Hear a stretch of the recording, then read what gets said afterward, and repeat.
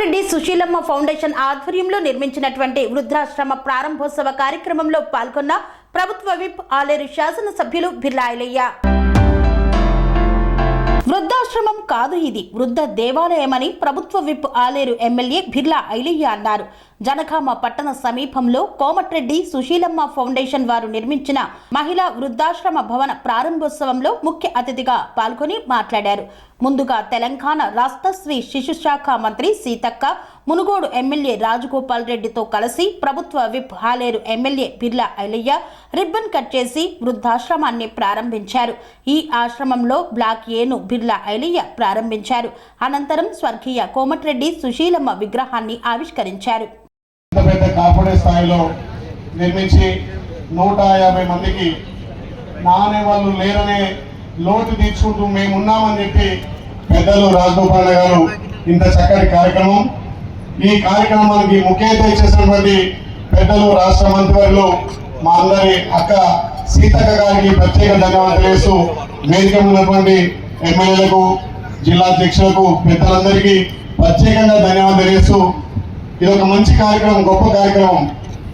ఎంతో మంది డబ్బున్న వాళ్ళని చూసినాం, కానీ ప్రజల కోసం, పేద ప్రజల కోసం నేనున్నా అని చెప్పి ఒక వృద్ధ సమయంలో ఒక కొడుకుగా, ఒక బిడ్డగా వాళ్లకు సహాయం చేయడం కోసం ఈ వృద్ధాశ్రమాన్ని నిర్మించినటువంటి మా రాజగోపాల్ గారికి ప్రత్యేకంగా ధన్యవాదాలు.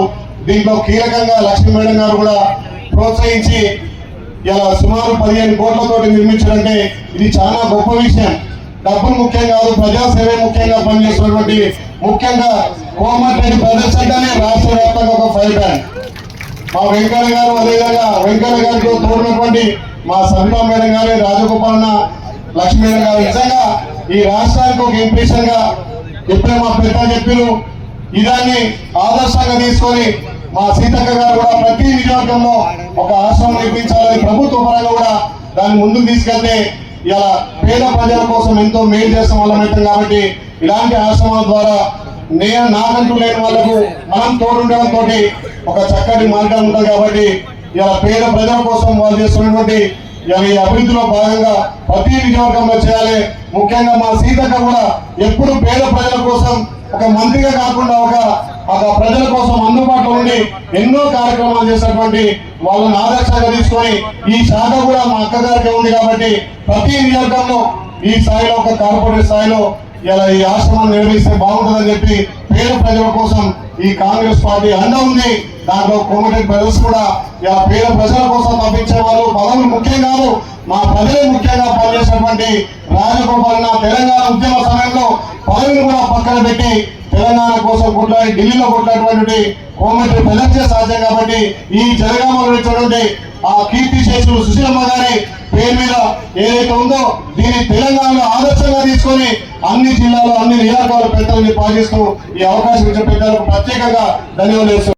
పనేసియా మెరిడియన్ హాస్పిటల్స్ ప్రతి సామాన్యుడికి అందుబాటులో అంతర్జాతీయ వైద్య ప్రమాణాలతో వైద్యం, 24 గంటల అంబులెన్స్ సర్వీసుతో పాటు అత్యవసర సేవలతో ఏర్పాటైన చికిత్సా విభాగం.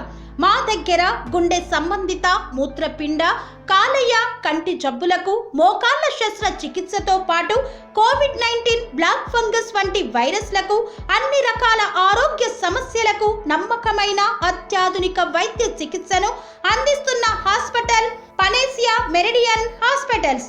మీ ఆరోగ్య సమస్య ఏదైనా ఇప్పుడు పరిష్కారం సాధ్యం. సంపూర్ణ ఆరోగ్యం కోసం సంప్రదించండి panacea meridian hospitals, opposite Bheeramguda Kaman, RC Puram, Sangareddy district, pin code 502032. సంప్రదించాల్సిన ఫోన్ నెంబర్ 0845524177 మరియు 7893757770.